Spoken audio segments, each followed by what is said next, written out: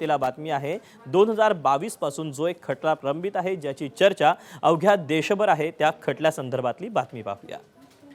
शिवसेना पक्ष आणि धनुष्यबाण चिन्हाच्या वादावरील अंतिम टप्प्यातील सुनावणी सुप्रीम कोर्टात सुरू झाली। सुनावणी दरम्यान ठाकरेंच्या शिवसेनेच्या वतीने ज्येष्ठ वकील कपिल सिब्बल यांनी जोरदार युक्तिवाद केला। यावेळी एकनाथ शिंदेंची शिवसेना आणि निवडणूक आयोगाच्या भूमिकेवर तीव्र आक्षेप सिब्बलांनी घेतला। पक्ष फोडून स्थापन केलेले सरकार बेकायदेशीर असल्याचा युक्तिवाद सिब्बल यांनी केला। दरम्यान उद्या दुपारी 2 वाजता पुन्हा या प्रकरणाची सुनावणी होणार आहे। याचिकेवर सरन्यायाधीश सूर्यकांत, न्यायमूर्ती जॉयमाला बागची आणि न्यायमूर्ती व्ही मोहना यांच्या खंडपीठासमोर सुनावणी सुरू आहे। त्यामुळे सुप्रीम कोर्टाच्या निर्णयाचा धक्का एकनाथ शिंदेंना की उद्धव ठाकरेंना बसणार हे पाहणं महत्त्वाचं आहे।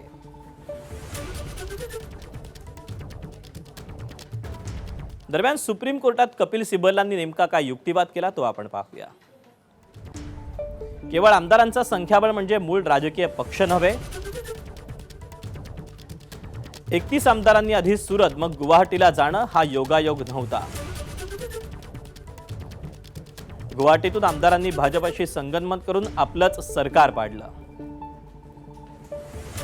आपल्या पाठीशी बड्या पक्षाची ताकद आहे असं शिंदेंनी जाहीरपणे म्हटलं होतं।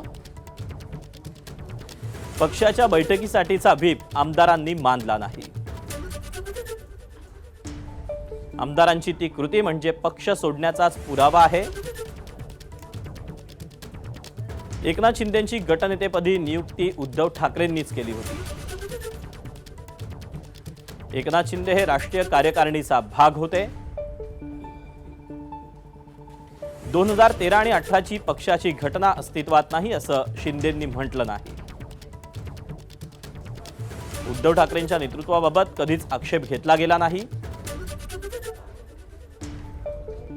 असा युक्तिवाद कपिल सिब्बल यांनी केला। दरम्यान आजच्या या सुनावणीनंतर खासदार संजय राऊतांनी शिवसेनेवर टीका केली। मात्र आम्ही खरी बाजू मांडू अशी प्रतिक्रिया शिवसेनेचे नेते राहुल शेवाळे यांनी दिली। प्रत्येक कृती बेकायदेशीर, प्रत्येक कृती घटनेतल्या 10व्या शेड्यूलनुसार कोणतंही आणि परिच्छेद 2 जे संविधानामध्ये आपल्या आहे हे सगळे डिस्क्वालिफाय होतील, हे सगळे बरखास्त होतील। शिवसेनेचं चिन्ह आणि मूळ शिवसेना ही त्यांच्याकडे अत्यंत बेकायदेशीरपणे सोपवलेली आहे। कोणताही नियम, कोणताही कायदा आणि कोणतंही संविधानातलं कोणत्याही सेक्शननुसार काम झालं नाही हे आज कपिल सिब्बल यांनी मुख्य न्यायाधीशांच्या पीठापुढे मांडले।